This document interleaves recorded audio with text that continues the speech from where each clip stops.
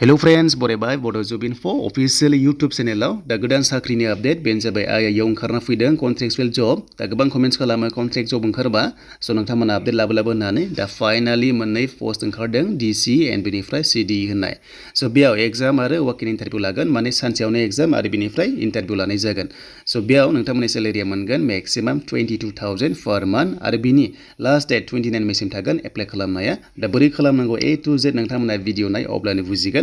and बेनिफ्राय मोनसे big update फैदों आसाम पुलिसनि आन्डाराव साख्रि मोननायफोरनि माखासे डकुमेन्ट्स भेरिफिकेसननि डेट ओंखारबाय एन्ड बेनिफ्राय गुबुन गुबुन एरियायाव मोननाय डिपार्टमेन्ट्सनिबो दिनै आरो लेटेस्ट फैबावबाय नोंथांमोना थांनांगोन जुदि थाङाबा साख्रि मोननाय नङा बेखायनो भिडिअखौ नोंथांमोना जोबजासिम नाय एन्ड नेक्स्ट भिडिअ फैगासिनो दङ स' नोंथांमोना डिटेल्सखौ मोनजोबगोन स' बिदिब्ला जों फैबाय अफिसियेल वेबसाइटआव IIE नाव आरो बे जाबाय हेडक्वार्टारा लालमाटि बशिष्ठ सारिआलि गुवाहाटीनिफ्राय फैदों स्किल डेभेलपमेन्टनि आन्डाराव खामानि जायो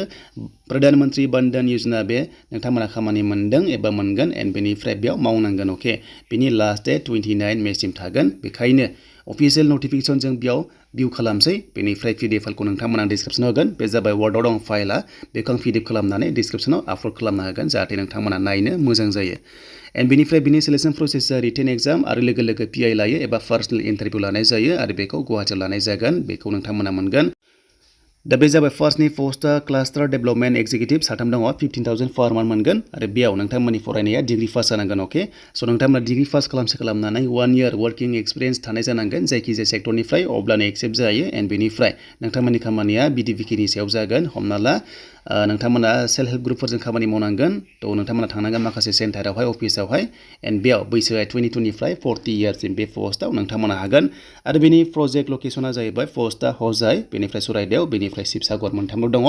स' बेनि अनगायैबो गुबुन पोस्ट दङ DC होननाय एबा डिस्ट्रिक्ट क'र्डिनेटर जों बेखौ दानिया नायनोसै स' लोगोफोर बेखौ एप्लाइ खालामबा अफलाइन खालामनांगोन लास्ट डेटआ 29 मेआव थागोन स' नोंथांमोना जाहाथे बेखौ मोजां खालामो गासैबो डकुमेन्ट्सखौ जेरेक्स कपि खालामनानै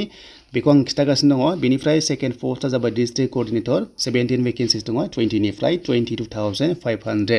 पर मान्थ मोननाय जागोन बेनि क्वालिफिकेसना जाहैबाय नोंथांमोना बेयावबो डिग्री पास खालामनांगोन एन्ड बेनिफ्राय 2 years वर्किं एक्सपिरियेन्स मिनिमाम थानाय जाथारनांगोन अब्लासो बे पोस्टआव हागोन नङाबा हानाय नङा स' बेनो जाबाय नोंथांमोननि लेटेस्ट आपडेट आरो बे पोस्टआ बहा दं होनोब्ला स' नोंथांमोना मोनदों हमना ला तामुलपुर चिरां धुबरी बेनिफ्राय क'क्राझार धेमाजि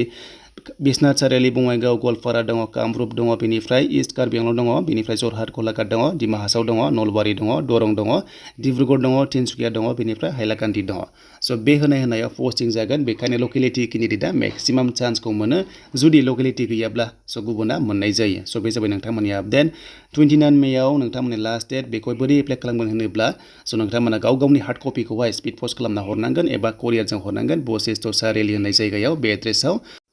स' बेनिफ्राय एप्लाइआ मोननै अपसन दङ मोनसे जाबाय अनलाइन मोनसे जाबाय अफलाइन दा अनलाइन खालामबा नोंथांमोना नैबे मेलाव हरनो हायो आरो नोंथांमोननि CVखौहाय स' नोंथांमोननि बाय'डाटाखौहाय जाहाथे बे CVआव पस्ट हरो अब्लानो जागोन खस्थ' खालामनांगौ गोनांथि गैया नोंथांमोना स्पिड पस्ट खालामनांला डाइरेक्ट मेलाव हरबानो स' नोंथांमोना सहैगोन बेखायनो गासैबो डकुमेन्ट्सखौ स्केन खालामनानै जेरै कपि खालामनानै बा स्केन खालामनानै स' नोंथांमोना बेखौहाय मेलाव हरबानो जाबाय नैबे एड्रेसाव दंखायो बेनि इन्टारभिउआ जागोन लालमाटि बशिष्ठ सारिआलि गुवाहाटीआव जागोन स' बेनोमोन नोंथांमोननि लेटेस्ट आपडेट दा नोंथांमोननि अपसना मोननै अनलाइन एबा अफलाइन अनलाइन बा मेलजों नोंथांमोना हरनांगोन गावनि डकुमेन्ट्सखौहाय स' बेनोमोन नोंथांमोननि IIE नि जब्सनि आपडेट